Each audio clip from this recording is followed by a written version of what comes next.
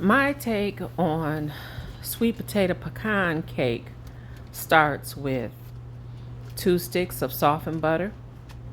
We're going to add that to our mixing bowl, along with 2.5 cups of granulated sugar. We're going to make sweet potato pecan cake 2 ways. We're going to make it in a loaf pan, and we're going to make it in a bundt pan. But it's not going to be too terribly sweet because we're going to add a glaze to this as well. So I got here 2 cups of mashed sweet potatoes. I took my sweet potatoes and washed them off, and I put them in the microwave for about 15-20 minutes, somewhere in there, until they were soft enough for me to mash, peel them and mash them, and let them cool. And then here I am just adding it to the butter and sugar mixture a little at a time. It works fine. You don't have to pull out any big pots and boil any water. You don't gotta peel them. Just throw them in the microwave. That's what works for me anyway. So here I'm scraping down my bowl once all of the sweet potato mash has been added to the batter. At this point, I started to notice that some strings were starting to wrap themselves around my paddle attachment. So what I did was, after I scraped down my bowl, I gave them another good mix just to see how many more strings I could catch.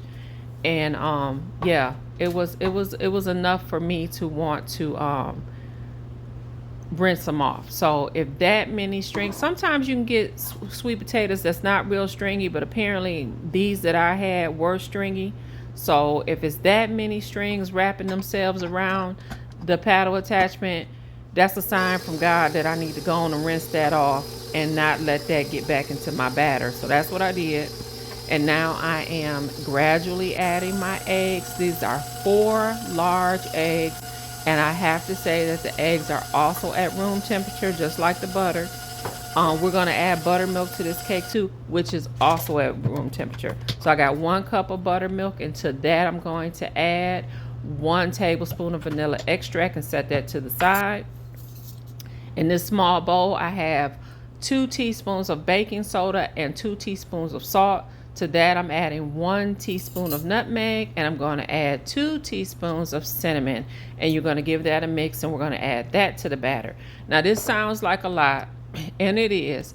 So I want to take a moment right now just to say that this recipe can be cut in half so that you don't make as much. But I got orders to ship out, and so this is a larger amount because I'm making sweet potato pecan cake 2 ways, and it's specifically for orders.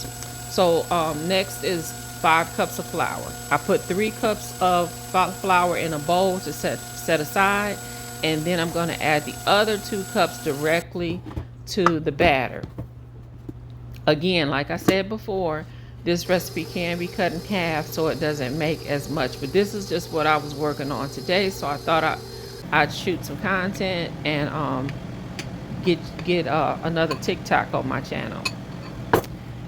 Now, as you watch me gradually adding the flour and the buttermilk mixture to my batter, I want to tell you that this part of the recipe really does need to move quickly, and I don't want you to focus on thoroughly mixing this after each addition. You want to literally just get it mixed and go ahead and add the next addition.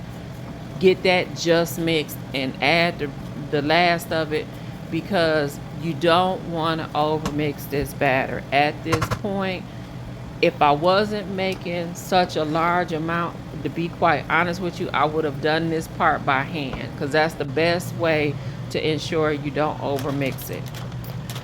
So next we're going to measure out 2 cups of chopped pecans. 1 cup of the pecans is going to go directly into the batter, and the other cup is going to be used as garnish. Although I bought a bag of chopped pecans, I'm just going to give them another rough chop because I want to make sure that I have enough pecans distributed evenly throughout the batter so that every bite has, or every slice, I should say, has pecans in it.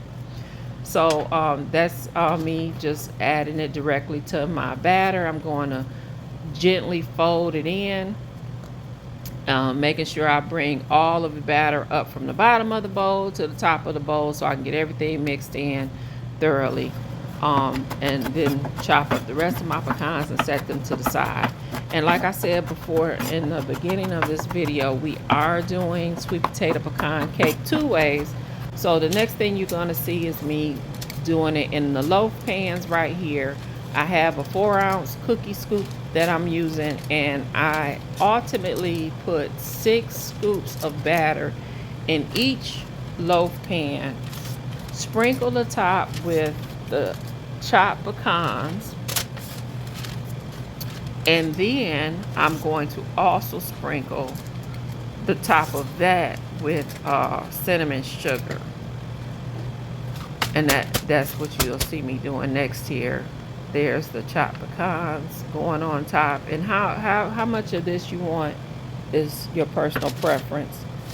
There's my cinnamon sugar, and again, like I said, this is sweet potato pecan cake number 1. Number 2 is going in this bundt cake pan right here, and I just lightly sprayed it with some baking spray. Then the pecans are going right down in the bottom of the pan. Again, like I said, this is the garnish for the cake. And then you're going to put your batter right on top of that, just like that. Get all your batter out into your bundt cake pan, smooth it out. Bake that at 350 for about 50 minutes. And it should come out looking like this. Let it cool in the pan for about 15 minutes before you flip it out. And that's what I did here. A good 15 minutes, and then flip it, because you don't want it to fall apart. You don't want it to break apart. And it should look like that. It should come out pretty good. Now, here is the finished product. I did make a glaze for these, and that glaze will be, the recipe for the glaze will be in a separate video. So come back to this channel and get the recipe for the glaze.